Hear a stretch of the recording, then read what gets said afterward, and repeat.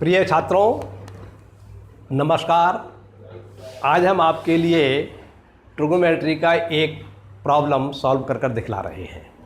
ये problem BSc के छात्रों के लिए उपयोगी है और ये प्रॉब्लम जो है हमारी आज की ये प्रॉब्लम है separate into real and imaginary parts.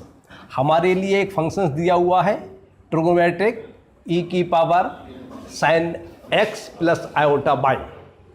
अब इसमें हमारे लिए रियल और इमेजिनरी पार्ट को सेपरेट करना है। देखिए ऐसा है कि यदि आपका ये लिखा हुआ है 7 प्लस 3 आयोटा, तो ये 7 तो आपका रियल पार्ट है और ये 3 आयोटा जो है आपका वो इमेजिनरी पार्ट है। तो इसमें हमारे लिए रियल पार्ट और इमेजिनरी पार्ट बिल्कुल अलग अलग साफ साफ दिखलाई दे रहा है। लेकिन यदि मान लीजिए हमारे पास ये लिखा होता x प्लस आयोटा y का होल स्क्वायर, तो अगर हम इसमें देखते हैं तो हमें ऐसा प्रतीत होता है कि x हमारा रियल पार्ट है और आयोटा y जो है हमारा इमेजिनरी पार्ट है, जबकि एक्चुअल में ऐसा नहीं है।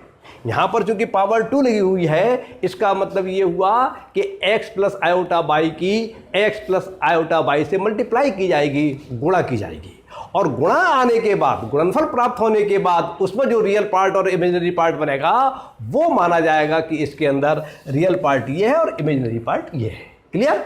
तो अब मान लीजिए इसको हम सॉल्व करते हैं तो हमारे लिए x प्लस y की होल स्क्वायर जो सर्वसम का है, इसके हिसाब से ये बराबर होगा x square plus Y square plus 2xy। तो ये x का काम कर रहा है यहाँ पर और ये पूरा आयोटा बाई जो y का काम कर रहा है। तो हमें फल प्राप्त होगा x square plus iota y का square plus 2x into iota by. तो ये फल प्राप्त होगा x स्क्वायर। आयोटा स्क्वायर का वैल्यू होती है -1, तो इस आयोटा स्क्वायर के स्थान पर लगा देंगे हम माइनस, और y स्क्वायर ये आ जाएगा आपका, और इसको सिंप्लीफाई करके बनेगा 2xy आयोटा। अब इसके अंदर जो हमें रियल पार्ट दिखलाई दे रहा है वो रियल पार्ट है हमारा x square minus Y square, और इमेजिनरी पार्ट है हमारा प्लस 2xy आयोटा। तो कहने का तात्पर्य यह है कि इसमें ऐसा मालूम पड़ रहा है, यदि किसी व्यक्ति को जानकारी नहीं है, कम जानकारी है, और उससे पूछा जाए कि इसमें रियल पार्ट कौन सा और इमेजिनरी पार्ट कौन सा है, तो हो सकता है वो ये बताने लगे कि इसमें रियल पार्ट जो है x है और इमेजिनरी पार्ट आयोटा वाई है। लेकिन एक्चुअल में इस पूरे फंक्शंस के अंदर जो है real part x square minus Y square है और इमेजिनरी पार्ट जो है 2xy आयोटा है। तो अब इसी प्रकार से ये जो आपका प्रश्न दिया हुआ है, प्रॉब्लम दी गई है e की power x plus iota by, इसको सॉल्व करने के बाद, सिंप्लीफाई करने के बाद जो हमें फल प्राप्त होगा उसके अंदर मालूम पड़ेगा हमारे लिए कि रियल पार्ट कितना है और इमेजिनरी पार्ट इतना है। यदि केवल इतने की बात करें, हम e की power sin x plus iota by की बात करें, तो केवल इतने में तो रियल पार्ट एक्चुअल में x ही है और इमेजिनरी पार्ट आयोटा बाई है।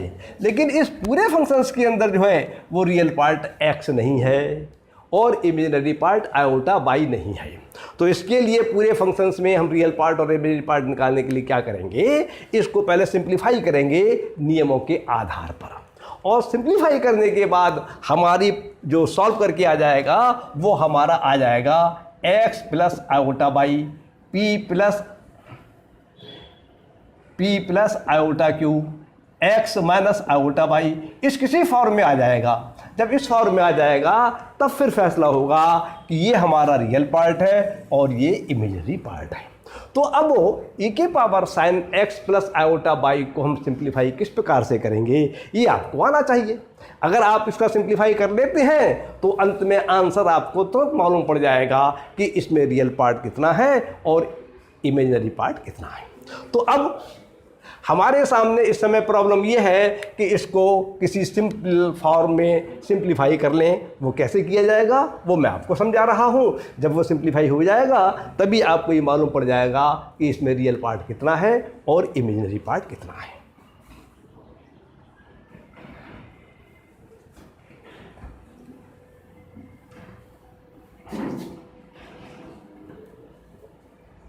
देखिए, इस प्रॉब्लम को सॉल्व करने के लिए हम जिन जिन सूत्रों का प्रयोग किया गया है, जिन जिन नियमों का प्रयोग किया गया वो ये लिखे हुए हैं। जहाँ जहाँ आवश्यकता होगी मैं आपको स्वयं बतलाता चलूँगा। तो सबसे पहले तो हमने अपनी प्रॉब्लम लिख ली e की power sine x plus iota by. अब सबसे पहले हम ये जो हमारा लिखा हुआ है e की पावर में sine x plus iota Y, इसमें हम साइन a प्लस b का सूत्र लगा देंगे। ये सूत्र आपने छोटे क्लासों में पढ़ा होगा, आपको आता होगा और आना भी चाहिए। यहाँ पर a का काम कर रहा है x और b का काम कर रहा है आयोटा y, और ये सूत्र हमारा प्लस का है, इसलिए प्लस हमारा लगा हुआ है। तो अब यहाँ पर जब हम इसका प्रसार मतलब इसको सूत्र लगा के प्रसार करेंगे तो हमें प्राप्त होगा e की power sine x cos iota Y plus cos x sine iota Y. Clear?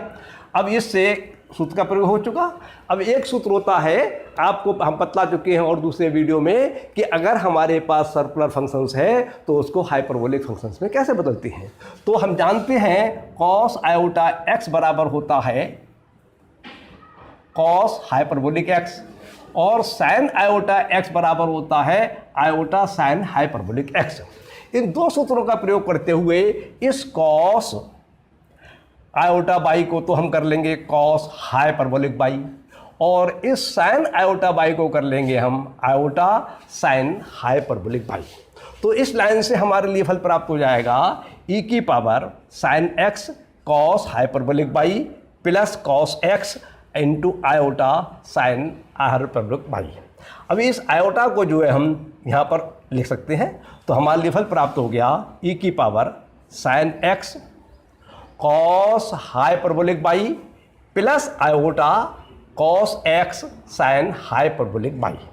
अब आपने बहुत छोटे क्लासों में 9वें में 8वें में ये सूत्र पढ़े होंगे, 6ठे 7वें में सूत्र पढ़े होंगे कि अगर किसी चीज़ की पावर प्लस में होती है तो उसको हम मल्टीप्लाई में कर सकते हैं इस प्रकार से, और अगर दो फंक्शंस दो राशियां ऐसी हैं जिनका आधार समान है लेकिन घातांक के अलग अलग हो चाहे समान हो तो उन घातांकों को जोड़ा जाता है। इसी नियम के आधार पर अगर मान लीजिए x की पावर a प्लस b लिखा हुआ है तो इसे लिख सकते हैं हम x की पावर a इंटू x की पावर b। अगर लिखा है a की पावर p प्लस q तो इसे लिख सकते हैं हम a की पावर x इंटू a की पावर p इंटू a की पावर q। तो यहाँ पर हम देखते हैं ये राशि जो है ये हमारा एक प्रकार से p का काम कर रहा है, या आप इस लगाते हैं तो आप a का मान लीजिए, और ये राशि जो है हमारी b का काम कर रही है या p q का काम कर रही है। तो इस नियम के आधार पर हमारे लिए इससे फल प्राप्त हो जाएगा e की power sine x cos hyperbolic Y into e की power iota cos x sine hyperbolic by. Clear? अब देखिए एक यूलर फॉर्म्स है, आपने पढ़ी होगी। अगर मान लीजिए e की पावर आयोटा x लिखा हुआ है तो ये बराबर होता है cos x plus iota sine x। अगर e की पावर आयोटा t है तो इसको लिख सकते हैं हम cos t plus iota sine t। ये यूलर नामक गणितज्ञ ने बनाई थी नियम, इसी के आधार पर ये यूलर फॉर्म्स कहलाती है। तो यहाँ पर जो है ये हमारा x का काम कर रहा है, या आप इसे t का काम अगर आप ये मान रहे हैं तो t मान लीजिए, ये मान रहे हैं तो आप x मान लीजिए। तो इसमें जो है आपका यूलर फॉर्म्स लग जाएगी।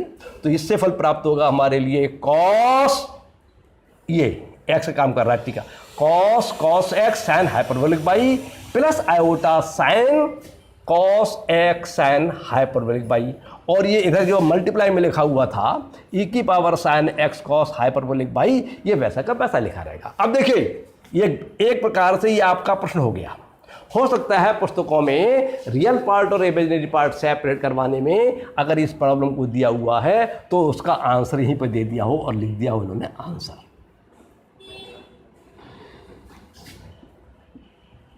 क्लियर? लेकिन मैं आपको और अधिक स्पष्ट करने के लिए ये कर रहा हूँ कि आप जानते हैं कि अगर मान लीजिए a bracket b plus c लिखा हुआ है तो जब इस ब्रैकेट को खोलते हैं तो ब्रैकेट के बाहर जो राशि लिखी हुई है जिसके बीच में और ब्रैकेट के बीच में कोई चिन्ह नहीं है वह मल्टीप्लाई का निशान माना जाता है, और इस राशि से इसकी मल्टीप्लाई करनी पड़ेगी और इसकी मल्टीप्लाई करनी पड़ेगी।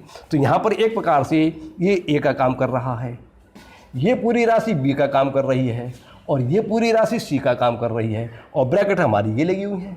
तो जब हम इस ब्रैकेट को खोलेंगे तो हमें फल प्राप्त हो जाएगा e की power sine x cos hyperbolic Y into cos x sine hyperbolic Y plus iota e की घातांक sine x cos hyperbolic Y into sine cos x sine hyperbolic Y. इस प्रकार से ये प्रश्न मैंने आपको करके दिखला दिया।